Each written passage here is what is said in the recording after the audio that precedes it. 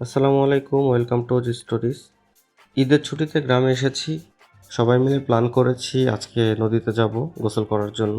সকাল সকাল সবাই চলে এসেছে আমার বাসায়, আমরা রওনা হচ্ছি। আমরা মোটরসাইকেল নিয়ে 5 জন রওনা হয়েছি। গ্রামের ভিতর দিয়ে আমরা ধীরে ধীরে এগিয়ে যাচ্ছি।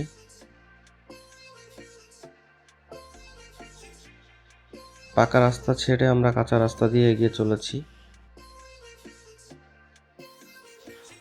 যাওয়ার পথে আমরা সবুজ মাঠের ভিতর দিয়ে এগিয়ে চলছিলাম। পথিমধ্যে আমরা দেখতে পেলাম সূর্যমুখী গাছ, বাট সূর্যমুখীগুলো এখন শুকিয়ে যাচ্ছে, কারণ এটা সময় প্রায় শেষের পথে। আমরা নদীর পাড়ে এসে পৌঁছে গেছি। আমরা মোটরসাইকেল রেখে দেন আস্তে আস্তে নদীর দিকে এগিয়ে চলতেছিলাম ধানের মধ্যে দিয়ে।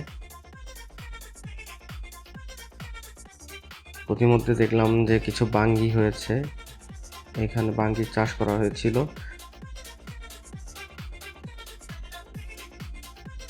তো ঘাটে যাওয়ার পরে দেখলাম পোলাপান গোসল করতেছে, তাদেরকে উঠাই দিয়ে আমরা নামার জন্য প্রস্তুতি নিতেছিলাম।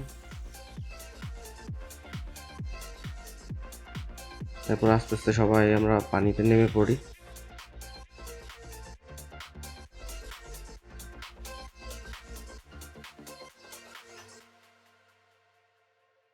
নদীর ভিতরে হাঁটতে হাঁটতে এগিয়ে যাচ্ছিলাম, বাট ভাটার সময় হয় নদীতে খুব বেশি পানি ছিল না, যার কারণে হাঁটতে হাঁটতে নদীর 4 ভাগের 1 ভাগ আমরা চলে গিয়েছিলাম। তো সেখানে দাঁড়িয়ে আমরা আড্ডা দিচ্ছিলাম আর গোসল করতেছিলাম। পানির মধ্যের কিছু মুহূর্ত আপনাদের সাথে শেয়ার করলাম।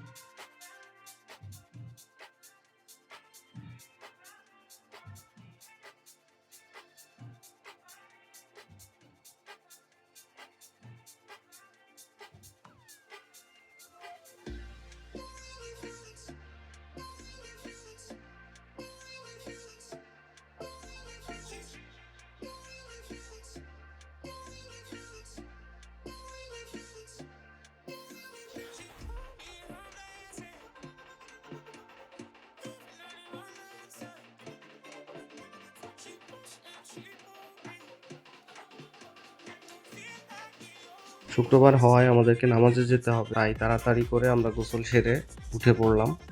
উঠে আমরা বাড়ির দিকে রওনা হলাম। বাড়িতে গিয়ে আমরা নামাজের জন্য প্রস্তুতি নিয়ে নামাজের দিকে রওনা হব। নামাজ শেষে আমরা কিছুটা বিশ্রাম নিয়ে বিকালবেলা মাঠে চলে এসেছি ক্রিকেট খেলার জন্য।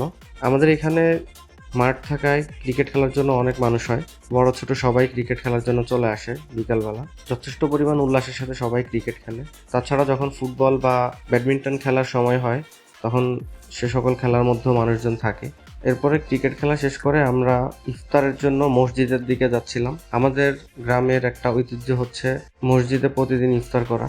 সাধারণত প্রতি রোজায় কেউ না কেউ মসজিদে ইফতার দেয় এবং অনেক মানুষই আসে ইফতার করার জন্য। সো ইফতারের শেষ সময় চলে এসেছি। আজকে এই পর্যন্তই, কথা হবে নেক্সট কোনো ভিডিওতে। আসসালামু আলাইকুম।